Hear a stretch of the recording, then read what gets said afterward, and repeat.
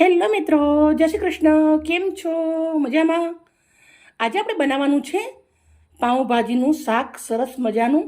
ઘરના અંદર જેટલા શાકભાજી પડ્યા હોય એટલા બધા સમારી દેવાના. મેં કયા કયા લીધા છે પૂરો વિડીયો તમારા જોડે શેર કરું છું. શું નાખું છું, કેવી રીતે બનાવું છું.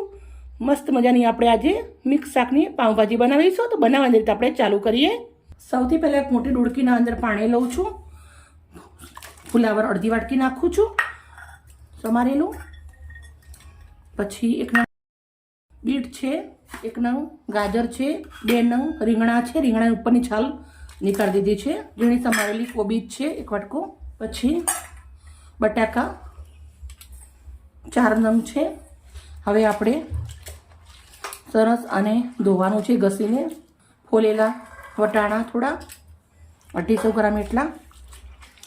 હવે આ શાકને આવી રીતે મોટું કુકર લીધું છે. કુકરના અંદર લઈ લેવાનું છે. બધું શાક આપણે એવી રીતના કુકરના અંદર લઈ અને પછી બાફવાનું છે. બાફથી વાર શું નાખવાનું છે એ પણ બતાવું છું તમને. મિત્રો, તમે આ પાઉંભાજી એકવાર બનાવીને ખાશો ને તો તમને બહુ જ મજા આવશે. અને તમને મારી વિડીયો સારી લાગે તો પ્લીઝ એક રિક્વેસ્ટ કરું છું, એક લાઈક કરી દેજો. બધું શાક લઈ લીધું છે આપણે. 1 ચમચી મીઠું નાખું છું. 1 ચમચી હળદર નાખું છું. 1 ગાંઠ ફોલેલું લસણ નાખવાનું છે. 1 લીટર એટલું પાણી નાખવાનું છે. સરસ આને મિક્સ કરી દઈશું અને આપણે બાફા મૂકી દઈશું. તો 4 સીટી મારી દઈશું.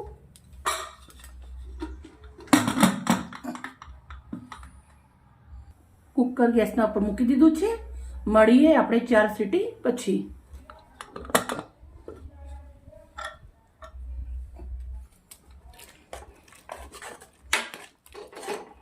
હળદર, મીઠું, લસણ નાખ્યું છે એટલે બહુ જ સરસ ટેસ્ટ આવી જાય. હવે આપણે આને આવી રીતના થોડું હાથની મદદથી સરસ મજાનું ભાગી લેવાનું છે. એક રસ કરી દઈશું આપણે આને આવી રીતે.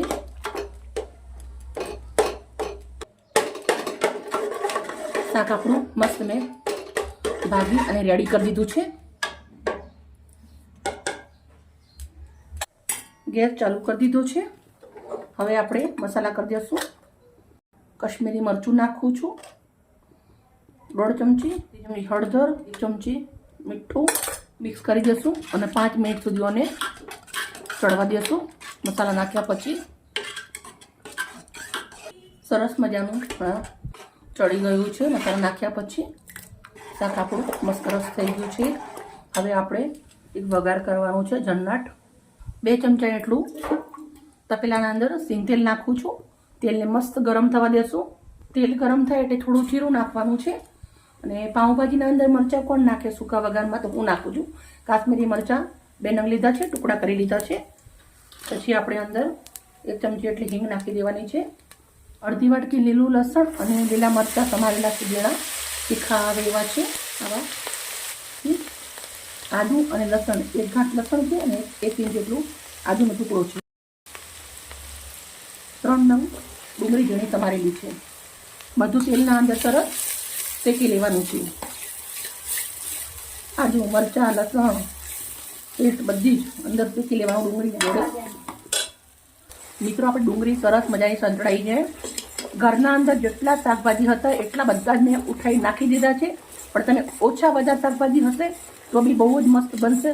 બસ હું બનાવું છું એવી રીતે ટ્રાય કરજો. ડુંગળી મિત્રો સરસ સંતરાઈ ગઈ છે. હવે તો આપણે 4 નંગ ટામેટાં છે એને સમારી લીધા છે, એ પણ નાખી દઉં છું. ટામેટો નાખ્યા પછી આપણે અંદર મીઠું નાખવાનું છે.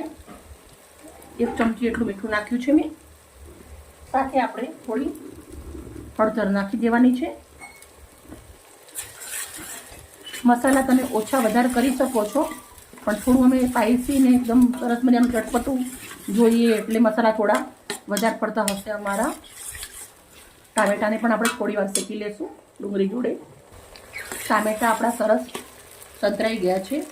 તો હવે આપણે અંદર કાશ્મીરી મરચાંની ચટણી બનાવી છે. પેસ્ટ 3 ચમચી મરચું લીધું હતું નાની અને 1 ગાંઠ લસણ છે એ નાખ્યું છે. હવે એ નાખ્યા પછી 2 મિનિટ સુધી આપણે આવી રીતે મિક્સ કરી અને સાંતળી લેશું મરચાંને.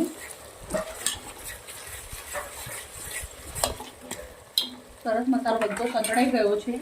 તો હવે મેન વસ્તુ નાખવાનું છે આપણે પાઉંભાજી મસાલો. તો હું 2 ચમચી એટલું નાખું છું. બહુ મસ્ત મજાની એકદમ સુગંધ આવવા માંડી છે. મસાલો શેકાઈ અને રેડી થઈ ગયો છે. તો હવે મસાલો શેકાઈ ગયો છે, તેલ છૂટી ગયું છે. તો આપણી ભાજી છે વાગેલી એ નાખી દઈશું.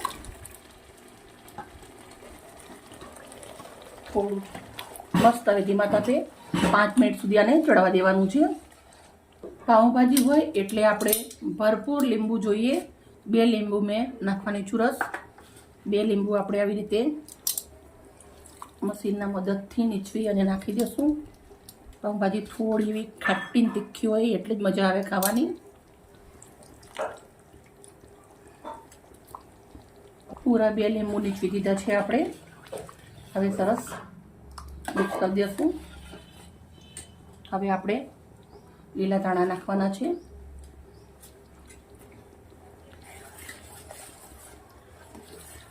થોડી વાર હજી આપણે આને ચડવા દઈશું. મિત્રો પાઉંભાજી બધા બનાવતા જ હોય છે, પણ એકદમ સિમ્પલ રીતે મેં બનાવી છે. તમે આસાનીથી બનાવી શકશો. ઘરના મસાલાથી બની અને રેડી થઈ જશે. 5 મિનિટ પછી આપણે સર્વ કરશું. મિત્રો તમે જોઈ શકો છો શાક સરસ મજાનું આપણું એકદમ પાઉંભાજીનું બાકી રેડી થઈ ગયું છે. તો હું ગેસને બંધ કરી દઉં છું અને હવે સર્વ કરશું આપણે. તો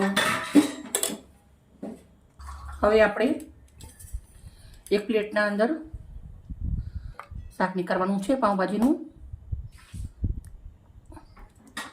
મિત્રો તમે રોટલી જોડે ખાઓ, પરોઠા જોડે ખાઓ યા બ્રેડ જોડે ખાઓ. અમારા ઘરે રોટલી જોડે અને બ્રેડ જોડે ખાઈએ છીએ. સૌથી પહેલાં આપણે હવે ભાજી નીકાળી દઈશું. પછી અમે બ્રેડ જોડે ખાવાના છીએ તો બ્રેડ લાવ્યા છીએ તો બ્રેડને લગાવી દઉં છું. પાઉંભાજી હોય એટલે જોઈએ લીંબુ. અને હવે જોઈએ આપણે ડુંગળી.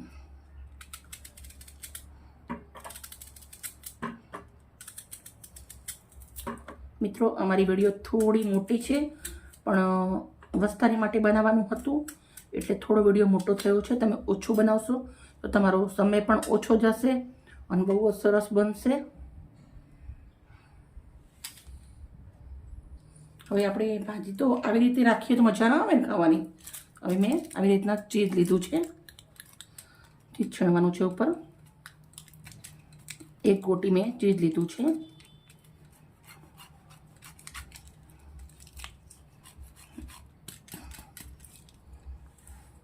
મિત્રો અમારી મહેનત, અમારી વિડીયો સારી લાગી હોય તો પ્લીઝ એક લાઈક કરજો, દોસ્તો અંદર શેર કરજો. આવી જ મજેદાર રેસીપી સાથે કાલે મળીશ. Okay, bye bye.